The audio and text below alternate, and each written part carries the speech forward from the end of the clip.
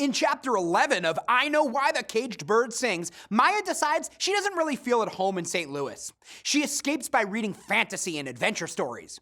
Maya's mother runs poker games and gambling parlors. The children have their routine of homework, dinner, washing dishes, and then listening to radio programs. Mr. Freeman, her mother's boyfriend, has a routine that consists of working at the railroad yard and then just waiting for Vivian, her mother, to come home. He has almost no interaction with Maya and Bailey. Because she suffers from nightmares, Maya develops the habit of sleeping in her mother's bed. One morning, her mother leaves early, and when Maya awakens, Mr. Freeman is sexually abusing her. Maya knows little about sex. Mr. Freeman doesn't rape her, but when he finishes, he holds Maya close for a time, and she feels so safe and protected that she thinks perhaps he's her real father. He then gets up, tells her that she peed the bed, and that he'll kill Bailey if she ever tells anyone what they did. Maya is confused, but she's too afraid to ask Bailey for advice. Growing up in Mama's family hadn't included hugs or physical contact, and Maya had liked the feeling of being held by Mr. Freeman.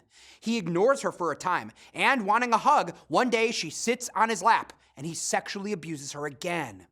Mr. Freeman ignores Maya for several months, and Maya and Bailey seem to be growing apart, and she spends more and more time at the library or with her grandparents and uncles.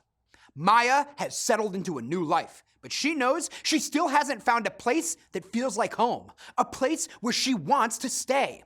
Maya's family isn't physically demonstrative, and she's never had the experience of being cuddled and comforted by a parent. She knows almost nothing about sex, so when Mr. Freeman abuses her, all she focuses on is that being held close makes her feel cared for and protected.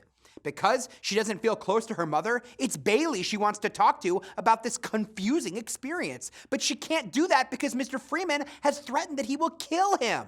For the first time, she must keep a secret from Bailey, which makes her feel lonelier than ever.